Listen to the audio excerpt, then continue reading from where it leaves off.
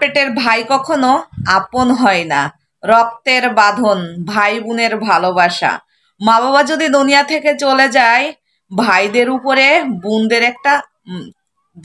প্রতি একটা দায়িত্ব। আর সেই ভাই যদি মনে করে যে আমার বোন, ভাগ্নে এবং বোনের হাজবেন্ড একটা বিরক্ত, সেটা হয়তো সে ভুল ভাববে, হয়তো বা তার জন্য আল্লাহ পাকের উপর থেকে রহমত বয়ে আনে। আর সেই ভাই বোনকে যদি সেই বোন ভাগ্নেদেরকে যদি সেই ভাই অস্বীকার করে, সেই সংসারে কখনো কোনোদিনও সে উন্নতি হতে পারবে না। যাই হোক, হাজার প্রশ্ন ইনবক্সে আমার আসছে যে আপু, মায়ের পেটের ভাই কখনো আপন হয় না। একটা প্রশ্ন, ভাই বোনের ভালোবাসা রক্তের বাঁধন, এটা চাইলেও ভোলা যায় না।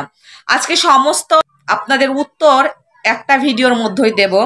আসলে একটা একটা করে তো আর উত্তর দেওয়া যায় না। আশা করি সবাই এই ভিডিওটা শেয়ার করে দিবেন এবং সবাইকে শোনার এবং দেখার সুযোগ করে দিবেন। প্রথমত কথা হচ্ছে কি, একমাত্র মায়ের পেটের ভাই, ঠিক আছে, কখনো আপন হয় না। আপন হয় না কেন জানেন? মুখে মুখে আপনি বোন আপনার আছে, আপনি ভাইকে দিতে পারতেছেন, খাওয়াইতে পারতেছেন, পড়াইতে পারতেছেন, আপনার কাছে বেশ মাশাআল্লাহ অনেক ভালো।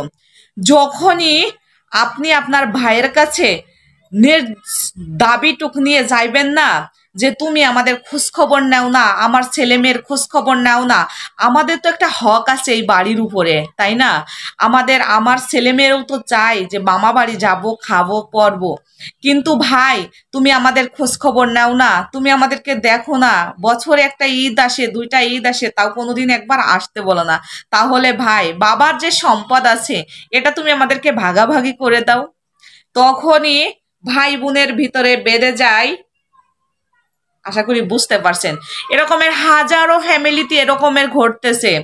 আরে ভাই, আমি তোমাকেই বলতেছি, তুমি যে বোনদের হক মেরে ধরে নিজের সন্তানকে প্রতিষ্ঠিত করতেছো, নিজের ছেলে মেয়েকে ভালো জায়গা বিয়ে দিচ্ছ, ভালো সবকিছু আম দুধ কাঁঠাল ভালো ভালো ব্র্যান্ডের মিষ্টি সদাই নিয়ে যাচ্ছ, এবং তুমি শ্বশুর বাড়ি যাইয়ে বড় বড় দানাওয়ালা মিষ্টি নিয়ে যাচ্ছ, বোনদের কোনো খোঁজ খবর রাখতেছো না।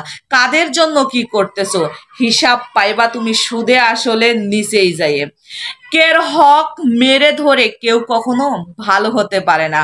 আর একটা কথা বলি, ভাই যদি বিপদে পড়ে তাহলে বোন কিন্তু নিশ্চিত দৌড়াই আসে, কিন্তু বোনে যদি কোনো বিপদে পড়ে ভাই কখনো দৌড়াই যায় না।